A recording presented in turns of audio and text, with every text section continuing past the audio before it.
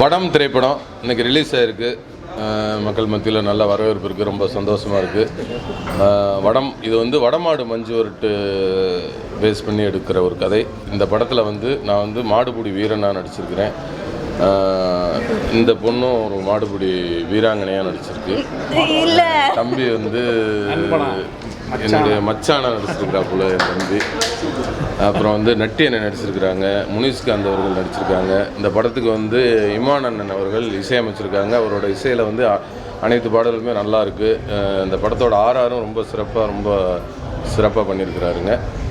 படத்தோட இயக்குனர் கேந்திரன் அவர்களுக்கும், படத்தோட ஒளிப்பதிவாளர் பிரசன்னா அவர்களுக்கும், டைரக்டர் ராஜசேகர் அவர்களுக்கும் மற்றும் டெக்னீஷியன் எல்லாத்துக்கும் இந்த நேரத்தில் எனக்கு நன்றியை தெரிவிச்சுக்கிறேன். எல்லாரும் வடம் திரைப்படத்தை தேட்டரில் போய் பாருங்கள். உங்கள் எல்லாத்துக்கும் பிடிச்ச படமாக இருக்கும். நன்றி.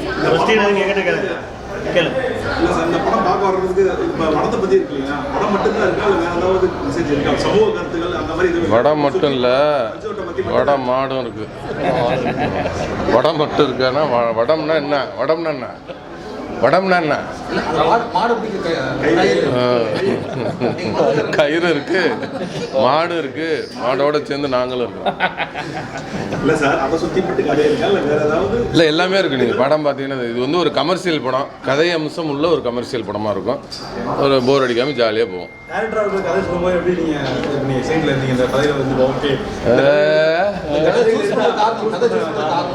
நடிக்கணும்னு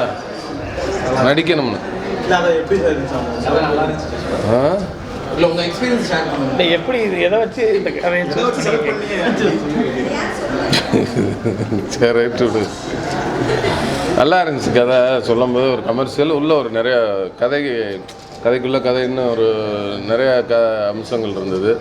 இந்த கதை நான் கேட்கும்போது என்னென்னா ஒன்றுமே புரியல. இது எப்படி கரெக்டாக எடுத்துருவாரா அப்படின்னு தான் தோணுச்சு. அந்தளவுக்கு கரெக்டாக எடுத்துட்டாரு. அதாவது ஃபஸ்ட் ஹாஃபில் கேள்விக்கு எல்லாத்துக்கும் செகண்ட் ஹாஃபில் ஆன்சராக இருக்கும். இந்த படத்தில் எல்லாமே கரெக்டாக பயிற்சி எடுத்துக்கிட்டேன். ஷூட்டிங் ஸ்பாட்லேயே எடுத்துக்கிட்டேன். ஏன் பார்க்கவும் ஒரிஜினல் மாடு தான்ப்பா.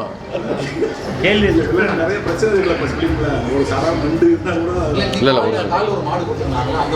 அந்த மாடு தான் பாண்டிமுனியாக நடித்த மாடு. நம்ம நிறைய ஜல்லிக்கட்டுகள், அலங்காநல்லூர் ஜல்லிக்கட்டு, பாலமேடு ஜல்லிக்கட்டு, தமிழ்நாடுக்குள்ள பரவாயில்ல ஜல்லிக்கட்டுகளை பற்றி நிறைய பார்த்துருக்கோம்.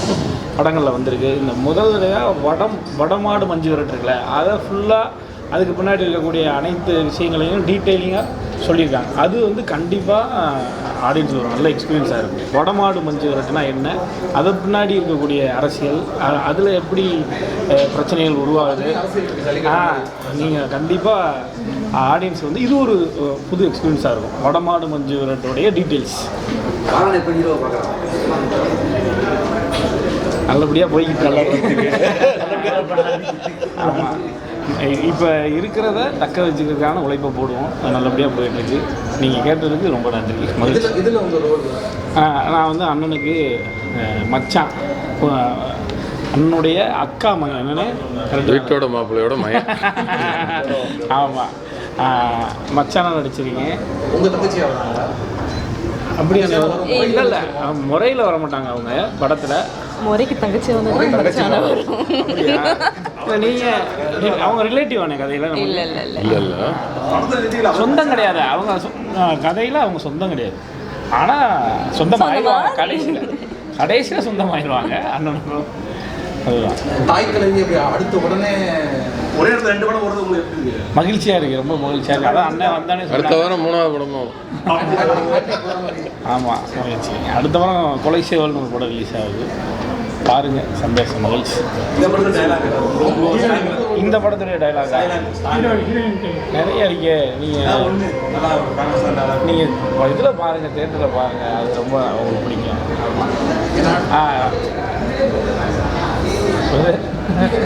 வசனம் சொல்ல போறேன்னு கத்திய தூக்குற மாதிரி.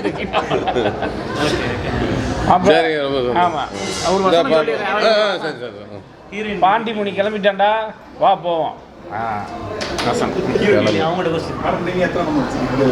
இது என்னோட 3வது படம் ரிலீஸ் ஆனதில். நானும் மாடு வளர்க்குறேன். ஸோ இந்த படத்தில் இவர் ட்ரைனிங் கொடுப்பாரு எங்கள் மாட்டுக்கு. ஸோ அப்படி தான் நாங்கள் லவ் பண்ணுவோம். ஸோ மாடு வளர்க்குறதுல எனக்கு ரொம்ப சந்தோஷம். மாடு வளர்க்கும் வீராங்கனைன்னு தான் சொன்னேன். உண்மையாலே அப்படி தான் ஃபீல் ஆச்சு. மாடு வளர்க்கும் போது ரொம்ப ப்ரௌடாக அப்படி ஜாலியாக இருந்துச்சு. அண்ட் எனக்கு சோலோ சாங்ஸ் என்ன முதல் நாளே இடுப்பில் ஒரு குத்திருச்சு மாடு. ஆக்சுவலாக ஆமாம் லைக் அவன் குத்தலை, அவன் கயிறு எனக்கு எப்படி பிடிக்கணும்னு தெரியல. ஸோ பிடிக்கும் போது அவன் லைட்டாக எப்படி சிலுப்புனா அது எனக்கு இடுப்பில் பட்டுடுச்சு. எனக்கு அப்போ தான் தெரிஞ்சிச்சு மாடுபிடி வீரர்களுக்குலாம் எவ்வளோ வலிக்கும்னு. லைட்டாக அப்படி எனக்கு பட்டதுக்கே ஒரு வாரம் பயங்கரமாக வலிச்சிட்டு இருந்துச்சு. அந்த இடம் எப்படி திரும்பினாலும் வலிச்சிட்டு இருந்துச்சு. ஆனால் மாடுபிடி வீரர்கள் எவ்வளோ அடி வாங்கி நீங்கள் திரும்பி இதே ஸ்போர்ட்டை கண்டினியூ பண்ணுறீங்கன்னா பெரிய சால்யூட். இல்லை நான் ப்ராப்பர் சென்னை. நான் மாடு தொட்டது கூட இல்லை இத்தனை வருஷமா. பட் எனக்கு அனிமல்ஸ் ரொம்ப பிடிக்கும். வீட்டில் ஒரு 5 நாய்க்குட்டி இருக்குது. ஆனால் இப்போ எனக்கு மாடு எவ்வளோ பிடிச்சிச்சுன்னா என் வால்பேப்பராக கூட என் சோழன் தான் இருக்கான். லைக் இப்போ நாங்கள் பாண்டிமுனியாக இருந்தது வந்து அவர் பேர் சோழன். அவர் தான் ரொம்ப கனெக்ட் ஆகிட்டோம். ஸோ மதுரை ஸ்லாங் தான் பேசுகிறேன். எனக்கு இது ரொம்ப ஒரு கேள்விக்கும் சிரிக்கிறப்பல இது எனக்கு ப்ராப்பர் கமர்ஷியல் ஃபிலிமாக இருக்குது. லைக் ஒரு ஃபுல் பேக்கேஜாக இருக்குது. நல்ல ஆக்டிங் ஸ்கோப் இருக்குது. இன்டர்வல் போர்ஷன் பார்த்தீங்கன்னா தெரியும் எவ்வளோ பெரிய ஸ்பேஸ் எனக்குன்னு இந்த படத்தில் இருக்குது அப்படின்னு. ரொம்ப பெரிய முக்கியமான ரோலாக இருக்கும். நீங்கள் எதிர்பார்த்துருக்கவே மாட்டீங்க அப்படிப்பட்ட ஒரு ரோலாக இருக்கும். அண்ட் சாங்லாம் வரும்போது நீங்களும் சேர்ந்து என் கூட என்ஜாய் பண்ணியிருக்கீங்க. நம்புகிறேன் நல்லா வரும், எல்லாருக்கும் பிடிக்கும் நம்புகிறோம். தயவு செஞ்சு எல்லாரும் தேட்டருக்கு வந்து படம் பார்ப்பீங்கன்னு ஆசைப்படுறோம். ப்ளீஸ் வாங்க. நட்டி அண்ணன் வந்து இதில் ஒரு முக்கியமான ஒரு கதாபாத்திரம் நடிச்சிருக்கிறாங்க. அவர் வந்து மிகப்பெரிய ஒரு கேமராமேன், ஒரு சீனியர் ஆர்டிஸ்ட்டு. எனக்கும் அவருக்கும் ஒரு சோலோ ஃபைட் இருக்குது. அந்த ஃபைட்டுக்கெல்லாம் வந்து தம்பி நீங்கள் அடிங்க, அதெல்லாம் ஒன்றும் பிரச்சனை இல்லைன்னு சொல்லி எனக்கு ரொம்ப ஒரு ஃப்ரெண்ட்லியாக வேலை வாங்கினார். ரொம்ப சந்தோஷமாக இருந்துச்சு. அடுத்த வெப் சீரிஸ் வாய்ப்பு இருக்குது, ஆனால் எப்போன்னு தெரியல. மதுரை மக்கள் வந்து விலங்கு வந்து தேட்டர் ஃபீல் பண்ணாங்க. ஸோ அது வந்து அடுத்த தேட்டர் வாய்ப்பு இருக்கா? இல்லை அது வெப் சீரிஸ் இல்லை. வெப் சீரிஸ் எந்த வெப் சீரிஸ் இப்போ தேட்டரில் வந்து இல்லை இதுவரை எந்த தேட்டரில் வரும் வரல. அவர் ஆசையை சொல்கிறாரு. ஆமாம், எதிர்காலத்தில் நிச்சயமாக வெப் சீரிஸ்கள் தேட்டரில் ரிலீஸ் ஆவதற்கு ஒரு வழி செய்வோம். மதுரை பற்றி பேஸ் பண்ண படத்தை நடிக்கிறது நல்லா இருக்குது. ஏற்கனவே நிறைய மதுரை நான் நடிக்கிற எல்லா படமும் மதுரை மாதிரி தான் இருக்கும்.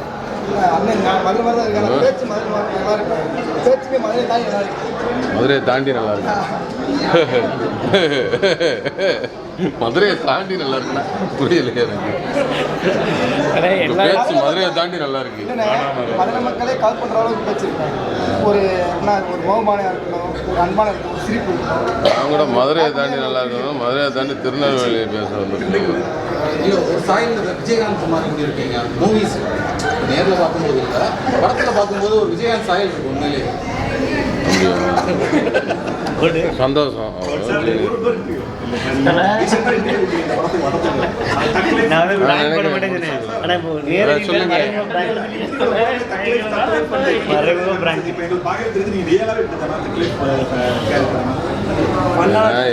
தக் லைஃப்லாம் கொடுக்கணும்லாம் பேசுறது இல்லை. நான் பேசுகிறேன். அண்ணன் இயல்பு அதுதான். உண்மை நாங்கள் நார்மலாக பேசும்போது எப்பவுமே பேசிட்டு இருக்கோம். இந்த மாதிரி தான் என்ன கேள்விட்டா இந்த மாதிரி தான் முடிச்சுருக்கோம். நம்ம வந்து ஒரு ஜோடிச்சு பேசணும்னா பேச மாட்டார். எப்போவும் எதார்த்தம் என்னத்தோடு அதை பேசிடுவார். ஆமாம், ஏற்கனவே எடுத்துருக்காப்புல. எடுத்து வயதில் படத்தில் மாடு கூட ஜாஸ்தி வருவீங்களா இல்லை நாய்களோட ஜாஸ்தி? மாடு கூட தான் நிறைய வரும். எப்படி செட் பண்ணியிருக்க மாதிரி மாடோட மாடோட அதிகமாக இருக்கீங்களா ஹீரோயினோட அதிகமாக? நாயே படத்தில் இல்லையே. நாயகி யாரோட அதிகமாக இருக்குன்னு கேட்குறேன். ஃபைனல் கொஸ்டின் கேட்கலாமா? விலங்கோட அந்த கிச்சான கேரக்டர் வாய்ஸ் வாய்ஸ் நல்லா இருக்கும். அது ஒரு தடவை இங்கே கிச்சன் வாய்ஸ் நான் பேசுகிறேன். அதை நீங்கள் சொல்லுவீங்க, ஏ கிச்சா அப்படின்னு. கிச்சா அது ஒரு தடவை ஆசை. உங்கள் ஃபேன் கேட்பேன் சார். உங்கள் ஃபேன் உங்கள் பக்கம் உருட்டிட்டு இருக்கோம். 2 பேரும் ஒரே பசங்க நல்லா இருக்கும். கிச்சான் டைலாக் இங்கே சொல்லலாமா? என்ன டைலாக்? போலீஸில் அது கிச்சா ஆகிவா? அது வெப் சீரிஸ் டைலாக். அது ஃபுல்லாக அன்பு எப்படி இப்படிலாம் யோசிக்கிற? என்ன என்ன படத்தை பற்றி தவிர்த்து ஃபுல்லாக விலங்கை பற்றி தான் கேட்குறாங்க. விலங்கு நீ கொண்டு வரீங்களே. சரி, சிறப்பு. வடம் திரைப்படம் எல்லாரும் தேட்டரில் போய் பாருங்கள். உங்கள் எல்லாருக்கும் பிடிச்ச படமாக இருக்கும். நன்றி, வணக்கம்.